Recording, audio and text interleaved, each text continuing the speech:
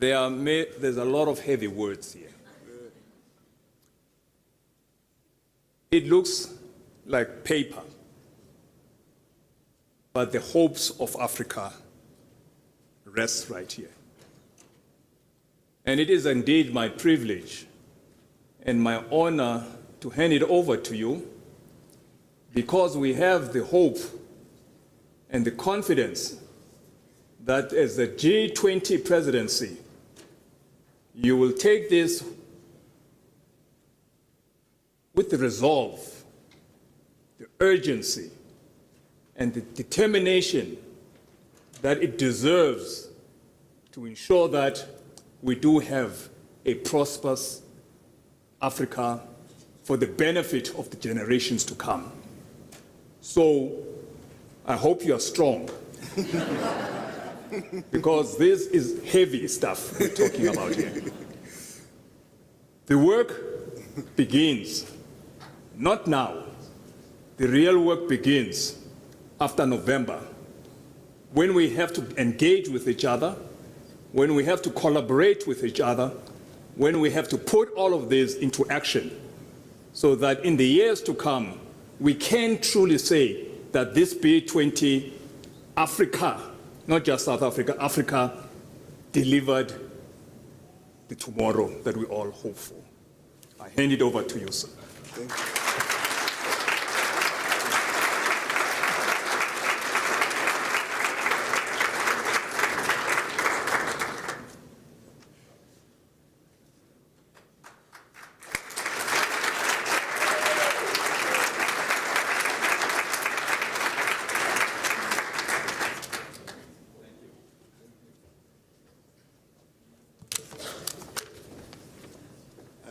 I thought I was done with carrying heavy books at the law school. But thank you for that handover.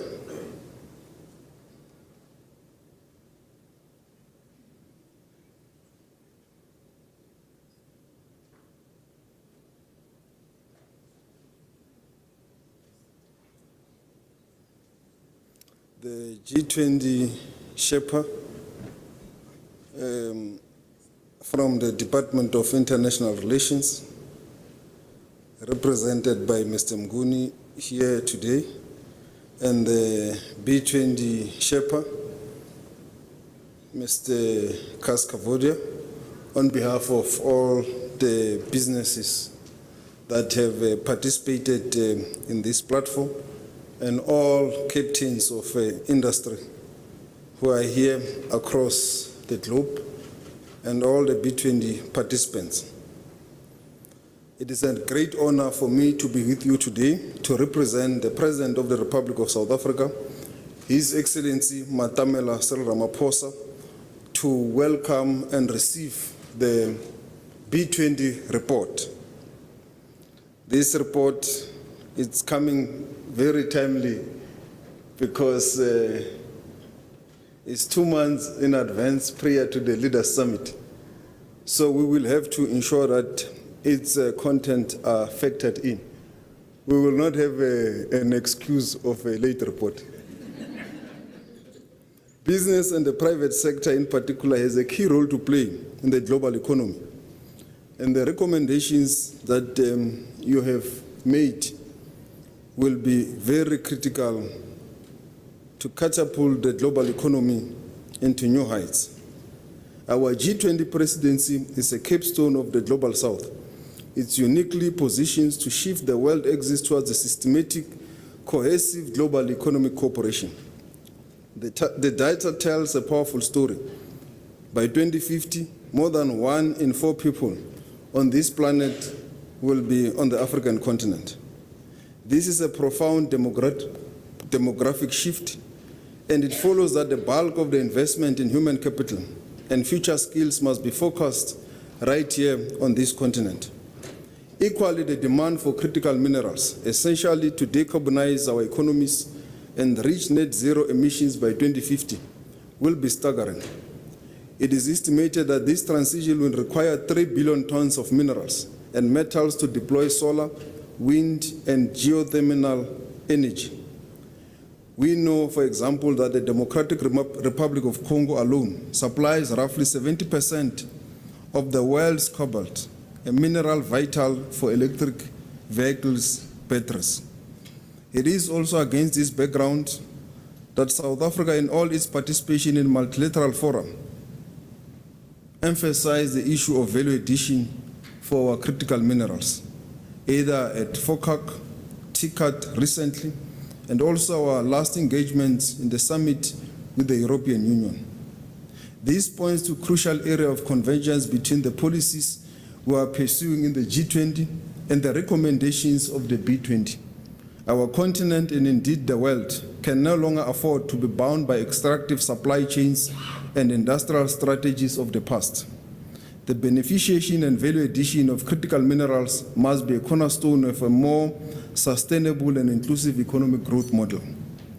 And there is no better way for it to become a reality, particularly when there is a buy-in of business, because you are on the cutting edge of implementation. This is why one of the central messages of the B20 South Africa process has been that we cannot remain only a supplier of raw materials.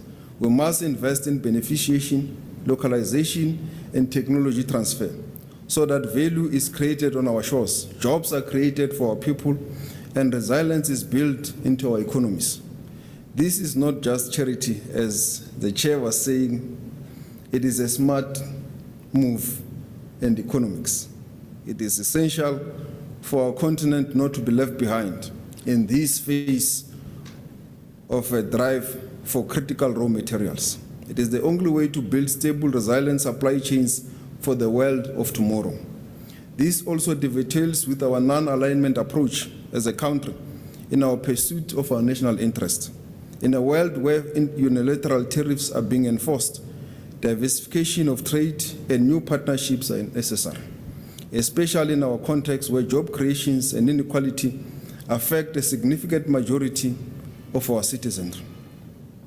Self-sufficiency and building your own reliance is the only way to ensure that you will still play a critical role in the economy of the future. Furthermore, as digital technology evolves, it is clear that Africa can no longer be a passive taker of technology. We must be at the center of the debates around digital sovereignty and the evolution of artificial intelligence. The B20 Task Force on Digital Transformation has spoken with one voice. The world must commit to narrowing the digital divide, expanding affordable connectivity, and creating a truly inclusive digital economy.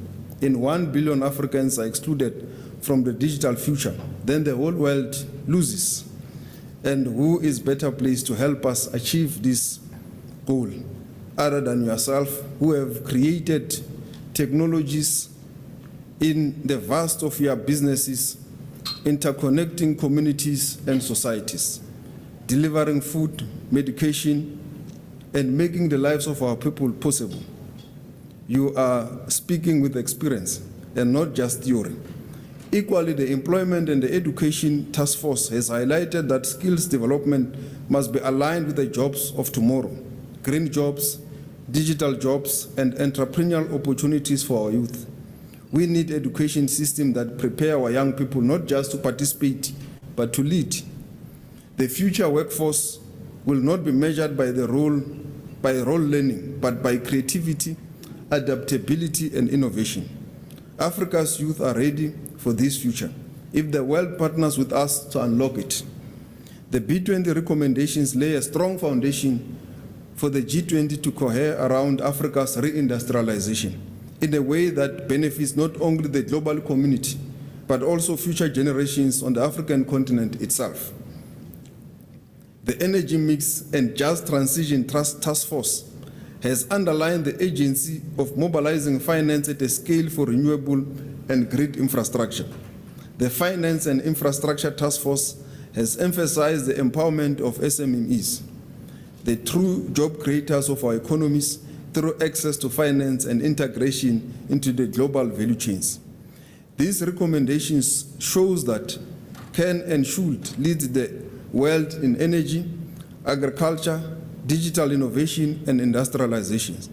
These are not just African priorities, they are global imperatives.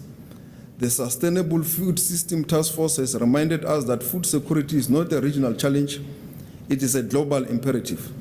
With Africa's vast arable land and innovation in sustainable agriculture, the continent can be a breadbasket for the world. And as climate shocks multiply, Africa's ability to feed itself and others is not only an economic issue, it is a moral one. The global landscape is shifting. All certainties are giving way to new realities. We are witnessing a diversification of power where traditional partnerships are no longer the only axis of progress. This is our moment to rise to the occasion. This is our moment to rise to the occasion with confidence, clarity, and courage. It is a moment to prove that the Global South is not a problem, but is able to add to solving challenges that the globe is facing. South Africa's G20 presidency has entered its last 90 days. Approximately 87 of the 132 official meetings on the G20 calendar have already taken place.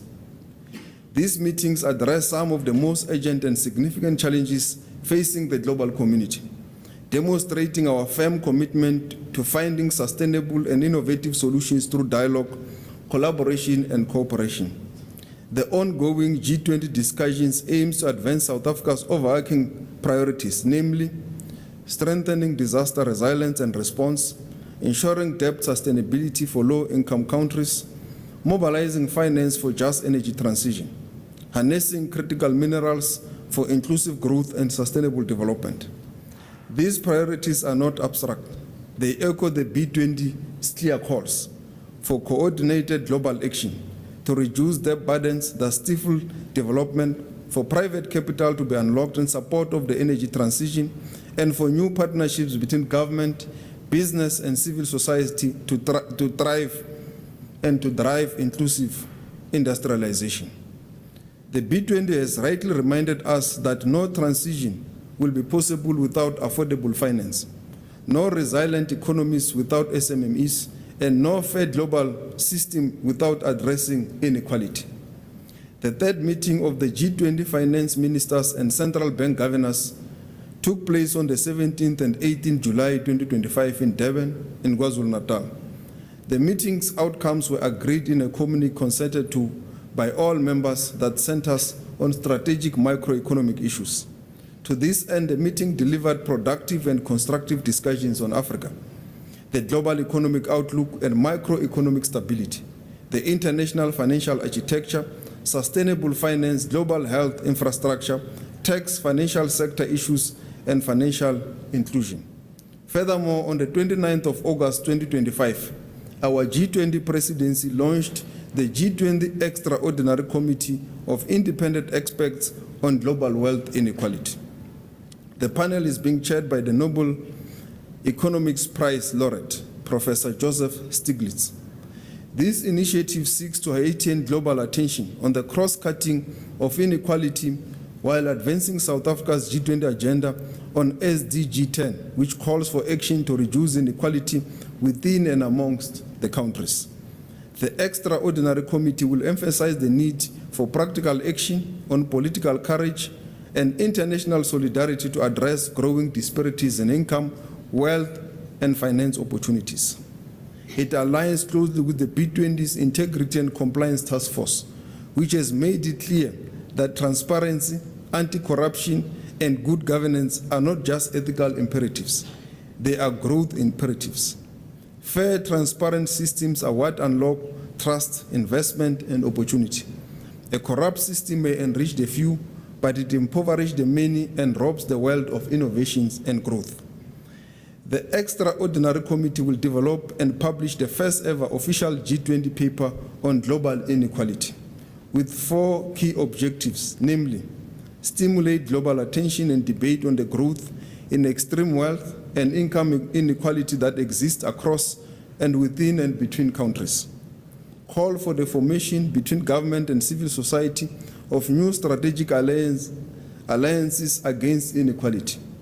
provide credible analysis on the state of wealth and income inequality, including but not limited to its impact on poverty, multilateralism, and growth, and recommend and mainstream evidence-based solutions vital to reducing extreme economic inequality within, between, and across countries, which may include progressive taxation, a just transition, and multilateral and debt reform.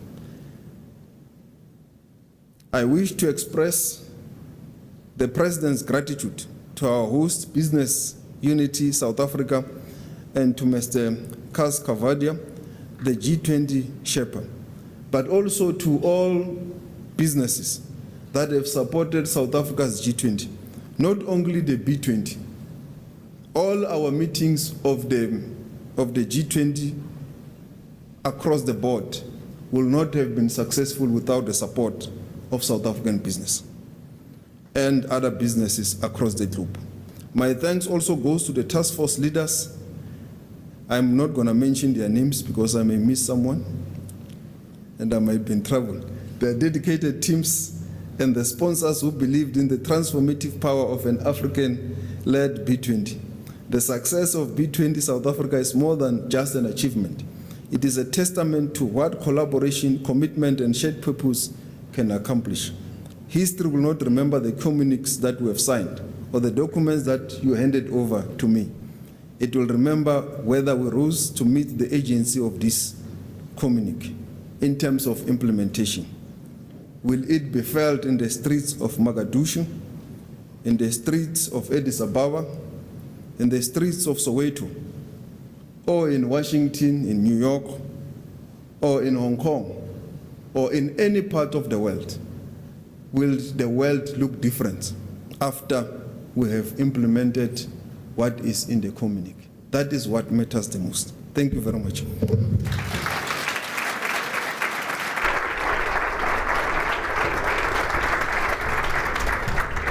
Thank you very much, Minister Lamola, for giving us your feedback and, of course, so boldly, courageously, and through clear avenues of collaboration, accepting the recommendations that have been compiled by the B20. Ladies and gentlemen, I think it's been a momentous occasion so far today, but as has been echoed by several of the speakers, the chairs, of course, co-chair of the B20, the Sherpa of the B20, and the Minister himself, this is where the conversations need to be of consequence. We've deliberated, we've debated, we've evaluated, and now's the time to implement. So as we go about our ways throughout the different organizations, sectors, fields, and industries that we all lead so courageously, we do want to ask that you boldly take it upon yourselves to be co-collaborators in ensuring that the recommendations shared here today are of significance in the history of the globe. Thank you so much to each and every one of you for participating with us today. I do want to remind you, to our online audience and those of you who are present, you can get a copy